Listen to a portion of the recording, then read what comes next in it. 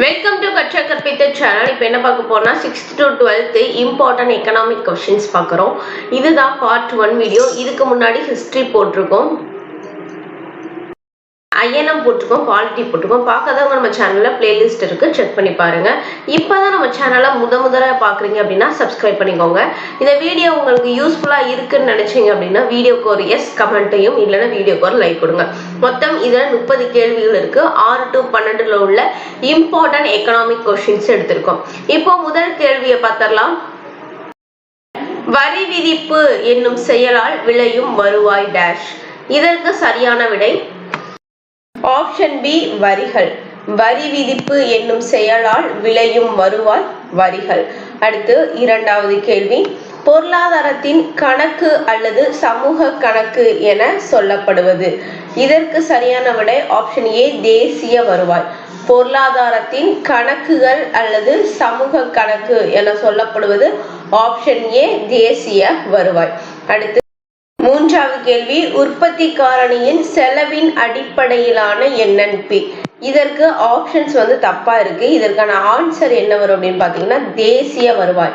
உற்பத்தி காரணியின் செலவின் அடிப்படையிலான NNP அப்படின்றது தேசிய வருவாய்.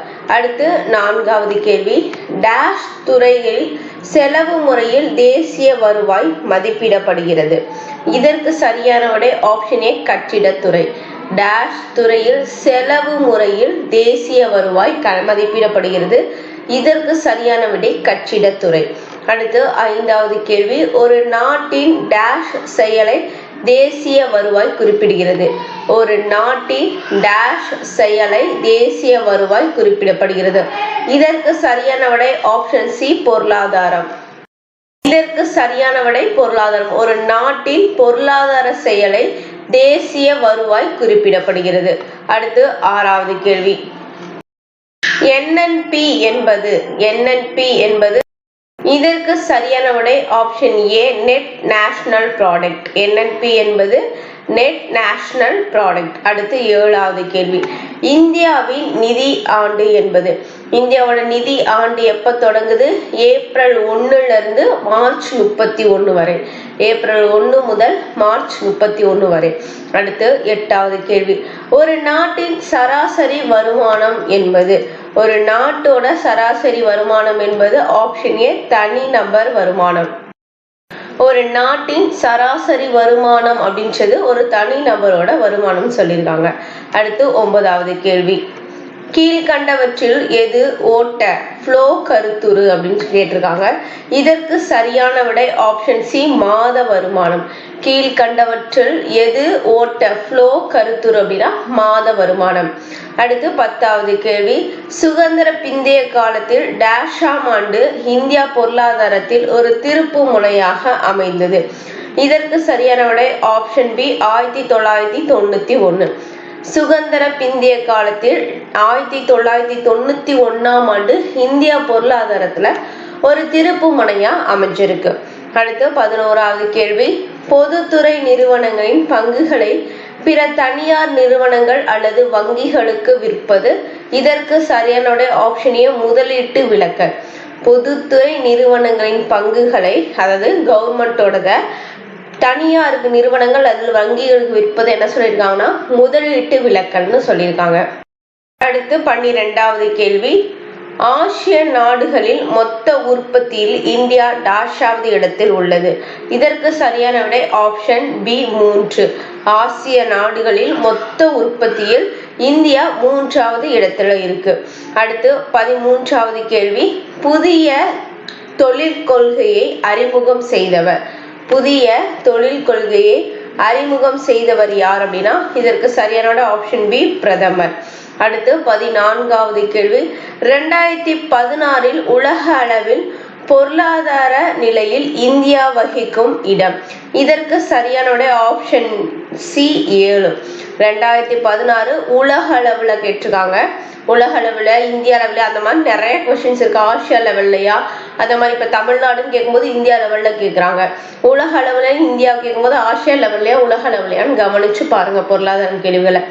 உலக அளவில் பொருளாதார நிலையில் இந்தியா வகிக்கும் இடம் 7.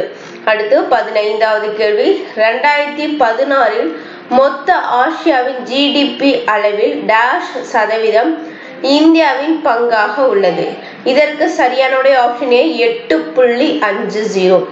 2016 மத்திய ஆசியாவின் ஜிடிபி அளவில் 8.50% இந்தியாவோட பங்கா இருக்கு. முற்றுரிமை வாணிப கட்டுப்பாட்டு சட்டத்தை MRTP அகற்றிய ஆண்டு என்னன்னு கேட்டிருக்காங்க. இதற்கு சரியான ஆப்ஷன் பி 1991. முற்றுரிமை வாணிப கட்டுப்பாட்டு சட்டத்தை MRTP அகற்றிய ஆண்டு 1991. அடுத்து 17வது கேள்வி, போட்டிக்குழு ஏற்படுத்தப்பட்ட ஆண்டு. இதற்கு சரியான ஆப்ஷன் சி 2010. போட்டிக்குழு ஏற்படுத்தப்பட்ட ஆண்டு 2010. அடுத்து 18வது கேள்வி, பிரதம மந்திரி பசல் பீமா யோஜனா, அதாவது இது என்ன திட்டம் அப்படின்னா பயிர் காப்பீட்டு திட்டம்.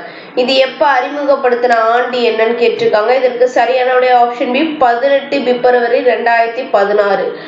பிரதம மந்திரி பசல் பீமா யோஜனா அப்படின்றது என்ன திட்டம் அப்படின்னா பயிர் காப்பீட்டு திட்டம். இந்த பயிர் காப்பீட்டு திட்டம் எப்போ, இந்த பிரதம மந்திரி பசல் பீமா யோஜனா என்னன்னு கூட கேட்கலாம். பயிர் காப்பீட்டு திட்டம் இது எப்போ அறிமுகப்படுத்தியிருக்காங்க? 2016 பிப்ரவரி 18 அறிமுகப்படுத்தியிருக்காங்க.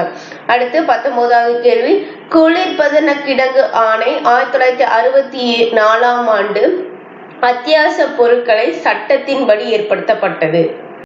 குளிர்பதன கிடங்கு ஆணை 1964, 1955 ஆண்டு அத்தியாவசிய பொருட்கள் சட்டத்தின்படி ஏற்படுத்தப்பட்டது. எனது 1955. அடுத்து 20வது கேள்வி, உழவர் கடன் அட்டை கிசான் கிரெடிட் கார்டு டேஷாம் ஆண்டு இந்திய மைய வங்கி மற்றும் நபார்ட் ஆகியவற்றால் தொடங்கப்பட்டது அப்படின்னு கேட்டிருக்காங்க. இதற்கு சரியான ஆப்ஷன் டி 1998.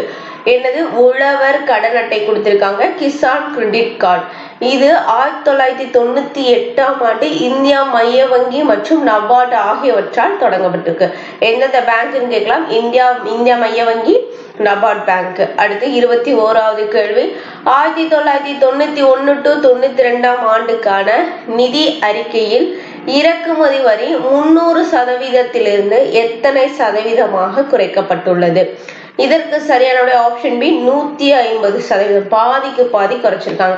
எந்த வருஷம்? 1991 to 92 இறக்குமதி வரி. அடுத்து 22வது கேள்வி, 2005 ஆண்டின் சிறப்பு பொருளாதார மண்டல கொள்கையின்படி சிறப்பு பொருளாதார மண்டலங்கள் அறிவிக்கப்பட்டன. இதற்கு சரியான ஆப்ஷன் ஏ 400. 2005 ஆண்டின் சிறப்பு பொருளாதார மண்டல கொள்கையின்படி சிறப்பு பொருளாதார மண்டலங்கள் அறிவிக்கப்பட்ட 400 சிறப்பு பொருளாதார மண்டலங்கள் அறிவிக்கப்பட்டன.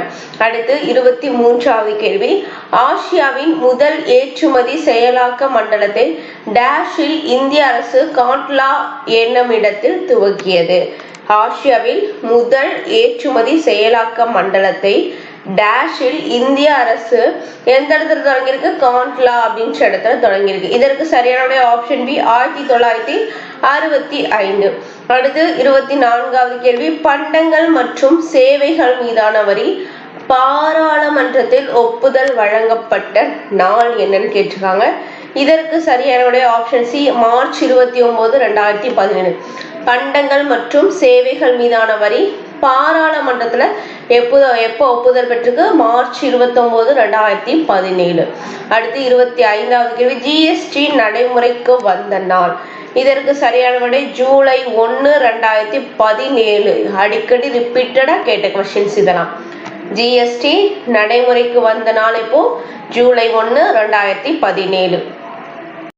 அடுத்து 26வது கேள்வி, டேஷாம் ஆண்டு நரசிம்ம குழு பரிந்துரைப்படி சட்ட ரீதியாக நீர்மை விகிதம் மற்றும் ரொக்க இருப்பு விகிதம் குறைக்கப்பட்டது. அதாவது SLR CRR அப்படின்னு கேட்டிருக்காங்க. இதற்கு சரியான விடை ஆப்ஷன் பி 1991. 1991 ஆண்டு நரசிம்ம குழு பரிந்துரையின்படி சட்ட ரீதியாக நீர்மை விகிதம் மற்றும் ரொக்க இருப்பு விகிதம் குறைக்கப்பட்டிருக்கு. அடுத்து 27வது கேள்வி, டேஷ் அறிக்கையின்படி வார கடன் மற்றும் சொத்து மதிப்பை கணக்கிட புதிய விதிமுறைகள் வகுக்கப்பட்டன. இதற்கு சரியான ஆப்ஷன் நரசிம்ம நரசிம்மக்குழு அறிக்கையின்படி வார கடன் மற்றும் சொத்து மதிப்பை கணக்கிட புதிய முறைகள் வகுக்கப்பட்டிருக்கு. அடுத்து 28வது கேள்வி, ஜிடிபியை பொறுத்து நமது நாடு தற்போதாவது டேஷ் இடத்தில் உள்ளது. இதற்கு சரியான ஆப்ஷன் டி 9. ஜிடிபியை பொறுத்த வரைக்கும் நம்ம நாடு 9வது இடத்துல இருக்கு. அடுத்து 29வது கேள்வி, எல்பிஜிக்கு எதிரான வாதம் எது அப்படின்னு கேட்டிருக்காங்க. இதற்கு சரியான ஆப்ஷன் மக்கள் மற்றும் மண்டலங்களுக்கு இடையே ஏற்றத்தாழ்வு. எல்பிஜிக்கு எதிரான வாதம் மக்கள் மற்றும் மண்டலங்களுக்கு இடையேயான ஏற்றத்தாழ்வு. அடுத்து 30வது கேள்வி, கடைசி கேள்வி இந்த வீடியோட, ஊரக பொருளாதாரத்தின் முக்கிய இயல்பு. இதற்கு சரியான ஆப்ஷன் ஏ வேளாண்மை சார்ந்திருத்தல். ஊரக பொருளாதாரத்தின் முக்கிய இயல்பு அப்படின்னா வேளாண்மையை சார்ந்திருத்தல். மொத்தம் இதுல 30 கேள்விகள் பார்த்திருக்கோம். இந்த கேள்விகள் உங்களுக்கு பயனுள்ளதா இருந்துச்சுன்னு நினைச்சீங்க அப்படின்னா வீடியோக்கு ஒரு லைக் கொடுங்க, இல்லைன்னா வீடியோ கமெண்ட்ல எஸ்ன்னு கொடுங்க. இந்த வீடியோ பிடிச்சிருச்சுன்னா லைக் பண்ணுங்க, ஷேர் பண்ணுங்க, சப்ஸ்கிரைப் பண்ணிக்கோங்க. நன்றி.